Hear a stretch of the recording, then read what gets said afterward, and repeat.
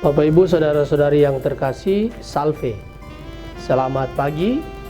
Kita mengawali hari baru dengan mendengarkan Injil Tuhan yang diambil dari Injil Lukas bab 17 ayat 26 sampai 37. Tuhan bersamamu. Inilah Injil suci menurut Santo Lukas. Pada suatu ketika Yesus bersabda kepada murid-muridnya, sebagaimana halnya pada zaman Nuh, demikian pula kelak pada hari Anak Manusia. Pada zaman Nuh itu orang-orang makan dan minum, kawin dan dikawinkan, sampai pada hari Nuh masuk ke dalam bahtera. Lalu datanglah air bah dan membinasakan mereka semua. Demikian pula yang terjadi pada zaman Lot. Mereka makan dan minum, membeli dan menjual, menanam dan membangun, sampai pada hari Lot keluar dari Sodom. Lalu turunlah hujan api dan belerang dari langit dan membinasakan mereka semua. Demikian halnya kelak pada hari Anak Manusia menyatakan diri. Pada hari itu, barang siapa sedang ada di peranginan di atas rumah, janganlah ia turun untuk mengambil barang-barang di dalam rumah. Demikian pula yang sedang berada di ladang, janganlah ia pulang.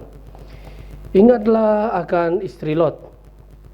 Barang siapa berusaha memelihara nyawanya, ia akan kehilangan nyawanya, dan barang siapa kehilangan nyawanya, ia akan menyelamatkannya.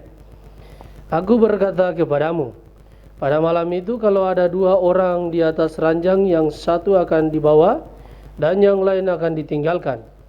Kalau ada dua orang wanita yang sedang bersama-sama menghilang, yang seorang akan dibawa dan yang lain akan ditinggalkan. Kalau ada dua orang di ladang, yang seorang akan dibawa dan yang lain akan ditinggalkan. Para murid lalu bertanya, di mana Tuhan? Yesus menjawab, di mana ada mayat, di situ berkerumun burung nasar. Demikianlah sabda Tuhan. Bapak Ibu saudara-saudari yang terkasih, tema hari ini berkaitan dengan pengorbanan yang berarti. Hidup di dunia ini bukanlah tujuan akhir perjalanan manusia, melainkan sebuah siara. Inilah keyakinan iman Kristiani kita. Tujuan hidup manusia adalah hidup dalam dan bersama Allah, atau hidup dalam kerajaan Allah. Kita sering menjumpai orang-orang yang begitu bangga, bahkan sombong atas kehebatan dan popularitasnya, karena kekayaan, karena pangkat, atau karena status sosial yang dimilikinya. Padahal apa yang dibanggakan itu hanyalah fana dan sementara sifatnya. Satu-satunya yang boleh dibanggakan adalah hidup yang baik dan benar, atau hidup berdasarkan kehendak Allah.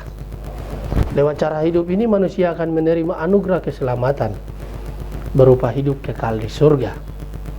Hidup baik, benar, dan berkenan kepada Allah harus dipraktikkan sepanjang hidup kita. Kenapa? Karena hari kedatangan Tuhan tidak dapat kita duga. Ia datang seperti pencuri di malam hari, dan bila saatnya tiba, tidak seorang pun dapat menghindar atau lari daripadanya. Dalam bacaan Injil, Yesus membandingkan datangnya kerajaan Allah yang tak terduga dengan datangnya air bah pada zaman Nuh dan turunnya hujan api dan belerang ke atas kota Sodom dan Gomora pada zaman Lot. Orang-orang pada zaman itu binasa karena hidup mereka yang tidak berkenan pada Allah. Hidup dalam kebahagiaan kekal telah Tuhan siapkan untuk setiap kita. Dia pun telah menyiapkan jalan ke sana. Satu syarat untuk menggapainya, hiduplah berdasarkan kehendak Tuhan. Bapak Ibu saudara-saudari yang terkasih, hari ini adalah peringatan Santa Elizabeth dari Hungaria, seorang biarawati. Sepeninggal suaminya, Pangeran Ludwig IV dari Thuringia, Jerman, ketika mengikuti perang salib di Tanah Suci. Elizabeth menitipkan ketiga anaknya pada seorang sahabat yang terpercaya, lalu masuk ordo ketiga, Santo Fransiskus. Di dalam biara ini, Elizabeth aktif melayani orang-orang miskin dengan kekayaannya. Ia memiliki sifat sosial dan peduli terhadap orang miskin semenjak ia masih kecil. Meski menikah dengan pangeran kaya, ia tetap hidup sederhana. Ia begitu peduli dan menunjukkan cinta kasihnya pada orang-orang susah dan miskin. Orang yang murah hati selalu dilindungi Tuhan. Santa Elizabeth telah mengalaminya. Ia adalah seorang ibu yang memberi teladan hidup yang luar biasa kepada para ibu, dan kepada setiap kita sebagai anggota gereja dalam hal peduli dan berbagi dengan mereka yang susah. Tuhan memberkati kita. Marilah berdoa. Tuhan, pagi ini kembali kami naikkan syukur dan permohonan. Terima kasih sudah menjaga kami saat tidur maupun bangun. Terima kasih untuk udara sejuk dan segar pagi ini. Bukalah mata hati kami di awal hari ini. Mampukan kami memandang kemurahan dan karya-Mu, serta memuji dan memuliakan-Mu melalui pekerjaan dan pelayanan kami hari ini. Bimbinglah kami selalu untuk menyadari kesalahan kami dan bertobat, sehingga kami sungguh rendah hati, mau membuka hati dan siap menerima rahmat-Mu yang akan tinggal dalam hati kami. Kristus terang dunia, berkatilah keluarga-keluarga kami. Jadikanlah kami alat kasih-Mu dan pantaskanlah kami menjadi hamba-Mu yang setia. Amin. Tuhan bersamamu, berkatalah yang kudus turun atas kita sekalian, atas orang-orang yang kita kasihi dan doakan.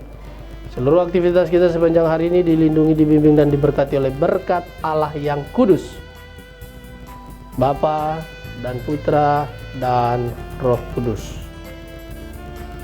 Amin.